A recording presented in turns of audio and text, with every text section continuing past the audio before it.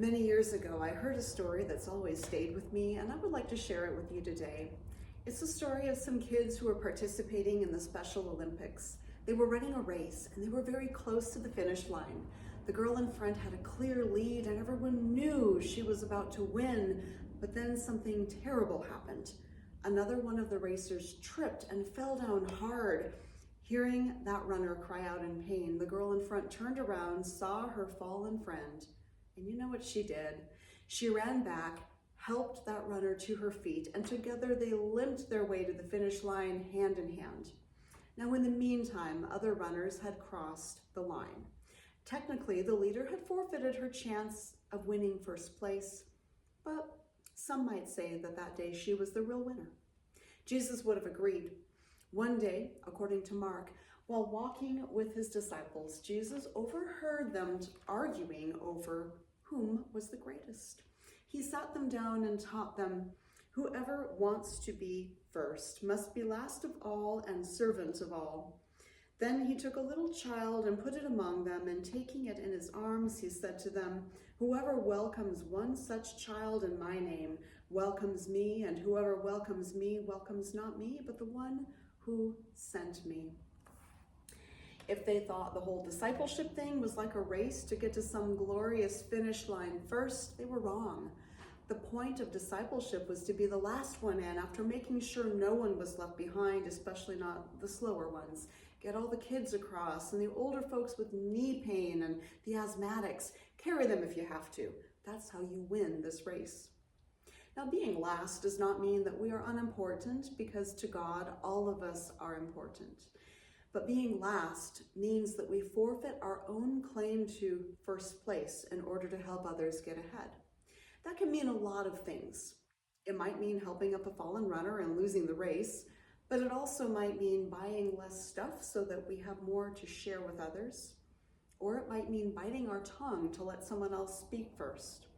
It could mean trying to see things from another point of view and having the humility to admit that sometimes we are wrong. One of the most powerful examples of being least came from a saint of our own time, the late Mother Teresa. Time and time again, she refused well-intentioned gifts that could have made her life more comfortable. When given a luxury car, she sold it, never even having taken a single ride, and every bit of the money went to her ministry of helping the poorest of the poor. Why did she do this? How did she do this? Devoting her entire life to self-sacrifice, giving every ounce of her energy to what some might call a hopeless cause? Here's what she said. "I never look at the masses as my responsibility. I look at the individual. I can love only one person at a time.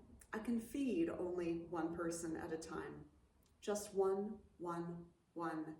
You get closer to Christ by coming closer to each other. As Jesus said, whatever you do to the least of my brethren, you do to me." So you begin. I began. I picked up one person. Maybe if I didn't pick up that one person, I wouldn't have picked up 42,000. The whole work is only a drop in the ocean. But if I didn't put the drop in, the ocean would be one drop less. Same thing for you, same thing in your family, same thing in the church where you go. Just begin. One. That's from Mother Teresa's words to live by. One, she said. One being the highest or one being the lowest, one person at a time, one soul at a time, one act of tender, loving kindness at a time. One compassionate person holding one fragile hand, one at a time. One is a powerful number. But the power of one is greatest when we put aside our need to be number one, because that is the spot reserved for God. The opening lines of the ancient poetry book we call the Psalms tell us that the truly happy person loves God's instruction and recites it day and night.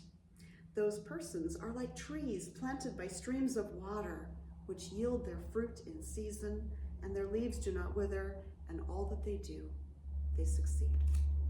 Whenever we follow God's instruction, not just when it's convenient to us, but day and night, that is when we bear fruit and succeed at what matters most in life. When we put God first and when we put our own wishes secondary to God's will, that is when we will find ourselves at the top of our game. When I was a little girl in Sunday school, I learned this fun little song. Jesus, then others, then you. What a wonderful way to spell joy. It was a fun little song to sing as a kid, but I can't tell you how often I've thought about it over the years. It's popped into my head countless times to guide me as I've had to make those tough decisions between my own wants and the needs of someone else. Ultimately, I know what's pleasing to God. When we put others first, we are putting Jesus first. Jesus, others, and you. Joy. I wrestled with that about 16 years ago, in church of all places. Now, I loved going to church. I needed that time of communal worship, and even as a pastor now, I still do. But at that time, my very little daughter didn't like to go to the nursery, which was okay, as long as we had crayons and paper, which we always did. She was fine sitting with me in church. She loved the music, and it worked, but as she got to be a little bit older, preschool age, I knew she needed lessons on her level as well.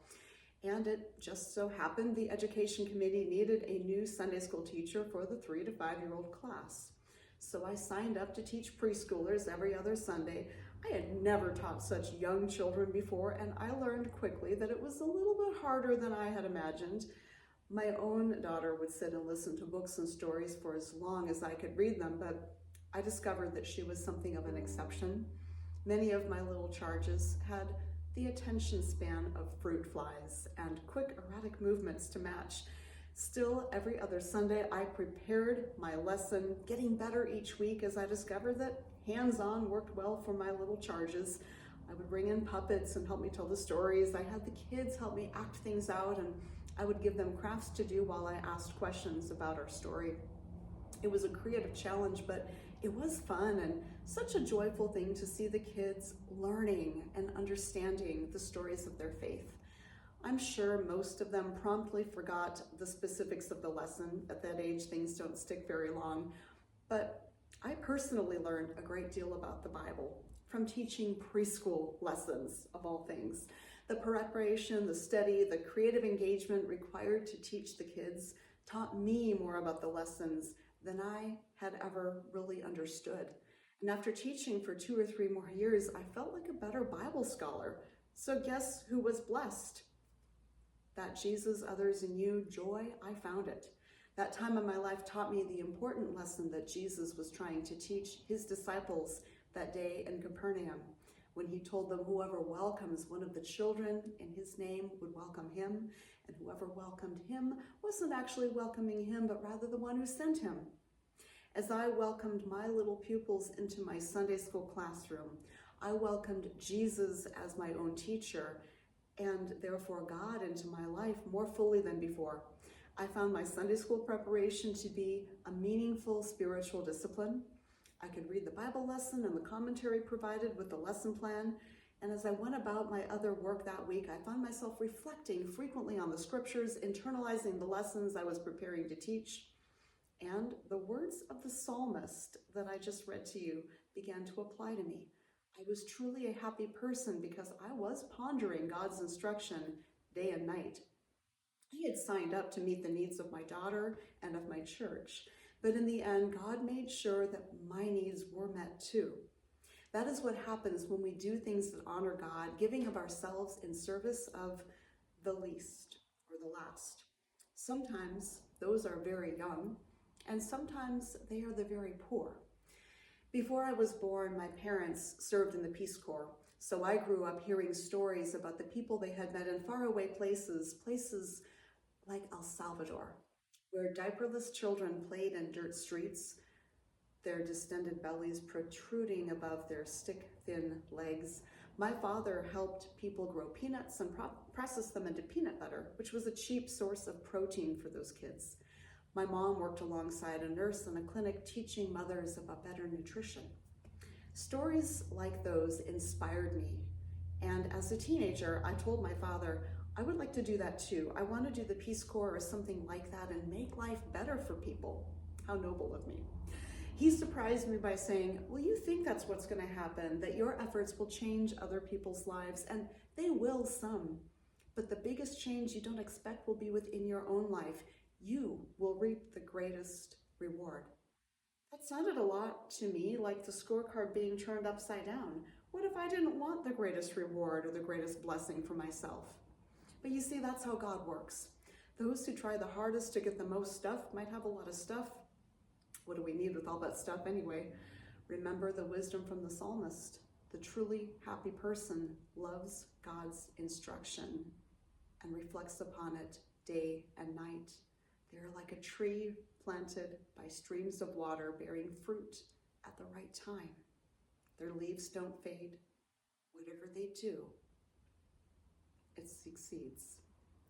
And success isn't measured the way we have long been told. It's not measured in dollars and cents or stocks and shares. Success isn't measured in acres and square feet. It's measured in acts of loving compassion and hours and minutes of service, and at the depth of care and concern that we have for the least. So how do we do that? When the world seems to be coming apart at the seams, how do we stitch it back together? One stitch at a time. Have you got a crochet hook? Maybe knitting needles? Make a hat. It'll warm a head. Just one head. But then you can make another hat, and that's one more head, and if you keep on going, you could warm a family. Hats, scarves, blankets, even prayer shawls. My mom has recently been participating in a prayer shawl knitting group at her church, and whenever someone finishes a shawl, they all stop working and they pray over the finished one, blessing it. It is then given to someone who needs that blessing. But of course, you know who else is blessed? Every maker in the room. One article of warm clothing at a time, one Sunday school lesson at a time, one bag of groceries at a time, one prayer at a time.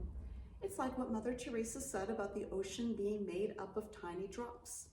She also said, I don't do great things, just small things with great love. Because she never set up to be great. Unlike Jesus' disciples who were arguing on the road to Capernaum that day about who was the greatest. True greatness, like true joy, comes from putting others first, from being the least of all and the servant of all. It seems like the scorecard used by most of the world is upside down. As people of faith, though, we are not in this race to win. We are in it to follow Jesus and to bring others to that great big love. With Jesus in the lead, we know that even if we trip and fall, he'll be right there to take our hand and lead us to the place where we all win. Here's a blessing for us all. May you run and not be weary. May your heart be filled with song. And may the love of God continue to give you hope and keep you strong. And may you run and not be weary. May your life be filled with joy. And may the road you travel always lead you home. May it be so. May it always be so.